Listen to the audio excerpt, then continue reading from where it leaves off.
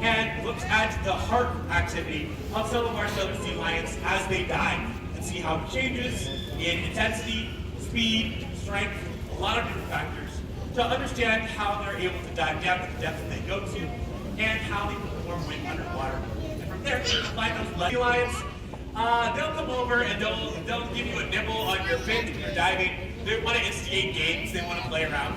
But the males, they will very gladly let you know that you are in their space and that they are keeping an eye on you.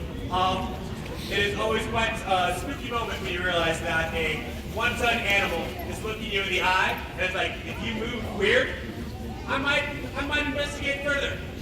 Keep you on your toes when you're underwater. Great question. Does anybody else have any other questions from over here that I can answer? That's okay. Not a problem.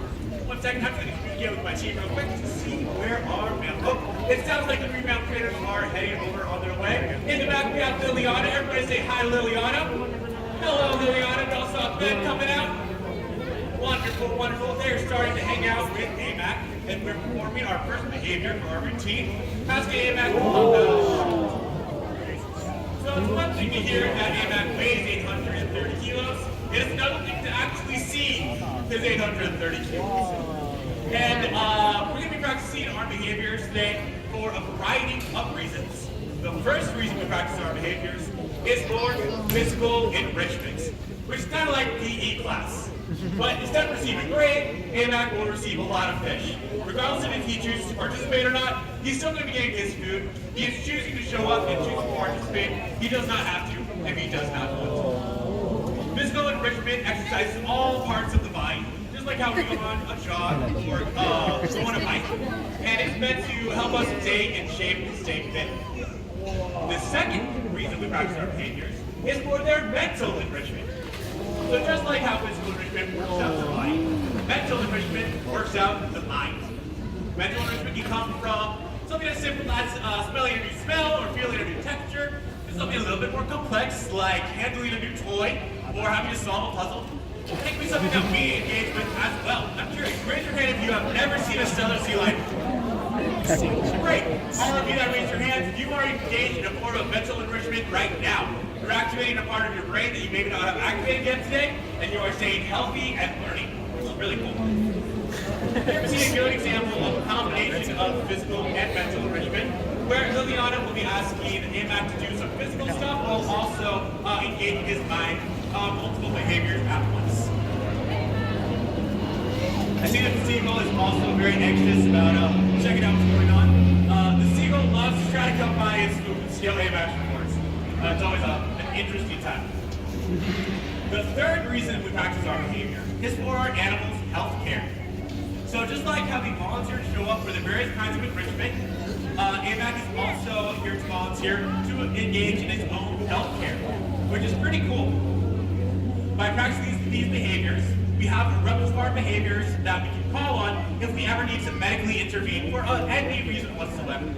So for instance, let's say that we had to give eye drops to AMAC. Raise your hand if you do not like to give eye drops. I know I certainly do not. Now imagine if your job was to give a 830 kilo animal eye drops. It's not exactly an enviable task, but it's something that can be done. So as we see here, Liliana has asked AMAC to lay down, keyword being asked, and AMAC is choosing to do that behavior.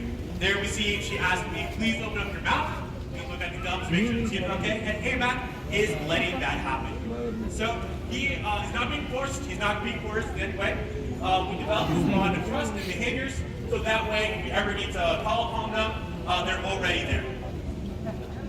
You may be curious, how do we get to the point where Liliana can do these variety of hand signals and vocal cues, and AMAC knows what to do? Well, it's a 3-step process. The first step is called an ask, which we can hear and see Liliana doing. It can be a hand signal, it can be a vocal command like water, it can be a variety of different forms. And it's the way that we communicate to AMAC what we're asking him to do. The second part is called a bridge. And a bridge can come in a variety of different forms. It is there to let the animal know that they have correctly performed the behavior asked of them. So it can be something like a hand clap or a clicker noise. It can be Liliana saying good job, or it can be everyone here going ooh after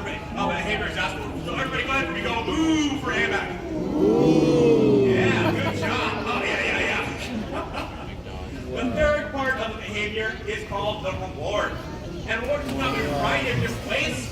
It can be access to a toy that they really like. It can be really anything, really. Hanging out with a friend that they really like. Or it can be food. And I'm curious, did anyone here think of a good reward for a sea lion? I heard it up here. Yes, fish. Right now, A-Mac consumes about 28 kilograms of fish every day. And he's going to get it regardless of if he chooses to participate in our trainings or not. But we can use it as a reward to positively reinforce fish lunch today. We can use it to positively reinforce the behaviors that we're asking him to do.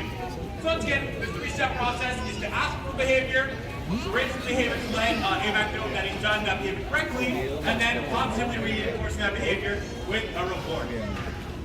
I mentioned a little previously about the research that goes on here and how we use the behaviors here along with field studies to learn more about sea lions, which is pretty cool. Liliana and the other trainers use that research experience to help sea lions that are rescued along the coastline, along with figuring out their diet studies. Yes, it's always been surprising how high you can get. It's a big, big workout that requires a lot of energy.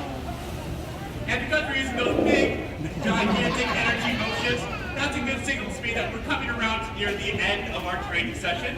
So as we come to near the end, I would really appreciate if we give A-Mac and his trainers a big thank you and round of applause. Thank you so much for all your hard work and all your amazing ways of bond with A-Mac. That's really inspiring. So if you have any questions on anything today, I encourage you to come on down and look for anybody in the red. Just as a heads up, our next meeting program will be our Sea Honors underneath the white tent just down the way. We hope to see you there. And I hope you enjoyed your last few hours here at the Vancouver Aquarium. Thanks for coming out, everyone. Have a great day.